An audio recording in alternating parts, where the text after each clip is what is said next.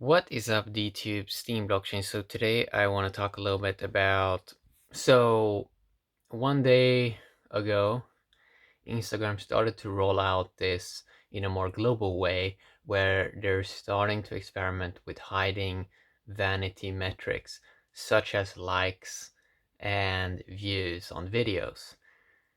Now, the person posting, they can still view this if they want, but what I like is that they're sort of hiding it from the interface, so so it becomes less of a competition in many ways. So for example, now instead you can still see a little bit, but it's way more as it should.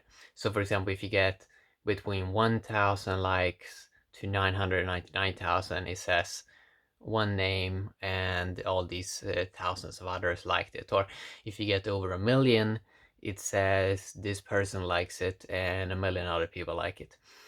If you get less than 1,000 likes, it says like a name of one person liking it, and then it says others are also liking it. Now I like this because you sort of see it makes a worse experience when people are measuring these likes, and because everything always, like on every single photo you're looking at, you're sort of measuring these likes, and you sort of in your mind you're saying, oh, this means this, but it doesn't really mean that. So so imagine, as I said in the past as an example, imagine you're watching TV and you're seeing the likes on the show or the views on the show. It would be so distracting. So I like it how they finally are customizing the interface in a way better way. I wish they made it would be cool if they also did this with the follower count. It would be pretty nice because that can also be distracting for a lot of people. So I talked about in the past that I think that in the future we're definitely going to go more and more towards customizing our experience, customizing our interface so we can get exactly the experience we want. You can already do this on if you are on a desktop. You can kind of block certain elements on a website, and it just makes the experience so much better when people can decide what it is they sort of want to measure. And as we know in this blockchain ecosystem, we want to measure proof of brain more, tokens that someone has earned, and that they're actually willing to give something that they actually worked for. It's it's just more long-term strategy, and it's better because you sort of see who is into this for the long term and who really want to build an amazing platform and not just create like short-term vanity metrics. Now, I saw the same thing. So, what is happening right now with sort of this Instagram switch? I saw the same thing maybe 2012 on YouTube, 2013 on YouTube. How YouTube also worked then with super much vanity metrics. It was way more focused then on not watch time, but on the clicks on each video. And there were a lot of people sort of starting to game this system. And so you could have videos that just explodes in views super fast if you had the right title or the right thumbnail, and it just makes the experience horrible. So they kind of tweaked that, so they sort of cut down on that and made as another system that eventually sort of it sort of moved away from that and more into watch time. So they try to measure something else that has more, that really trying to identify, okay, is people actually enjoying this, or are they just staying 10 seconds on this piece of content? So what YouTube did around 2012, 2013, when they tweaked that, we are probably going to see the same thing with or we're sort of seeing the same thing with Instagram right now, but they're sort of starting to tweak this, and they want to see, okay, well, people can do fast photos, and many people are sort of gaming it, like doing certain poses to sort of get into the mind of people. And if you look at, you want to look at like the overall health of the ecosystem, and Instagram is looking at their charts and they're saying, well, if we have the likes visible, and people act in a certain way and they're trying to game it more and more and more, Eventually it becomes oversaturated, and it becomes a worse experience for a majority of people, and many people get upset.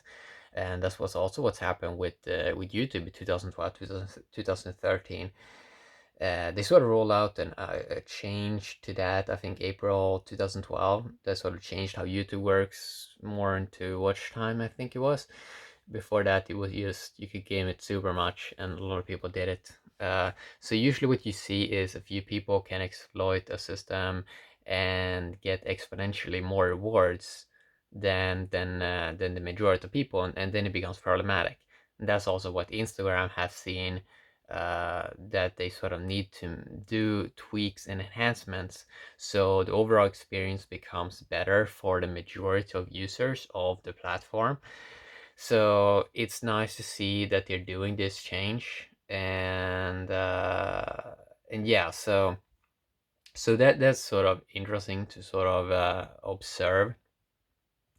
So what I think is going to happen is first people are going to move a little bit more into comments and try to like, oh, can we sort of game this and so on. And then I think what's going to happen eventually is people are going to realize, wait a sec, we have these like decentralized ecosystems already up and running, like the Steam blockchain, like DTube, and like shouldn't we measure tokens instead, like proof of brain, on a decentralized ecosystem? Or it's more transparent and you don't have these algos always doing stuff. Doesn't that like sound like a more smarter kind of system, and how everyone can join if they pay some tokens? Well, that's not actually how it works on the Instagram. It's like they can like close down an account, and it's super weird. And they can also make so you can't create more accounts, even if you want to create accounts for various purposes. So eventually, I think people are going to make a full switch. I'm not sure exactly when that's going to happen, to better systems, more decentralized systems with tokens. But I could imagine that it may happen around 2021, 2023, and people are gonna notice the benefit of like better systems, right? So I'm not sure how these other older platforms are gonna try to adapt, but they're probably gonna adapt because they kind of are forced to in many ways. So it's gonna be interesting to see what they're doing. So Facebook that owns Instagram, we know that they're trying to do some Libra coin, but we it seems like they're struggling a lot with it. So we don't really know how that's gonna play out. And but you know, it's interesting to see that they also have to adapt. I started to see with YouTube also, they're sort of making the interface a little bit better here and there. And it's only Twitter that I haven't really seen them do like a lot of like changes. But yeah, so it's nice that they're hiding vanity metrics so people can focus on other stuff, more high value stuff.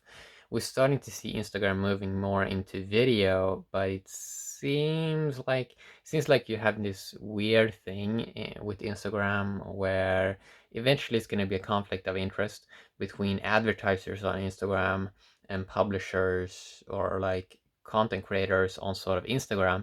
It seems like it's eventually going to be it's problematic because just because you don't have a united tokenized system, like a value-based system that everyone is on, it becomes weird because people are sitting like advertisers are using their own internal systems and use them on Instagram, and content creators on Instagram, they are also using they're using side things to make money on the side.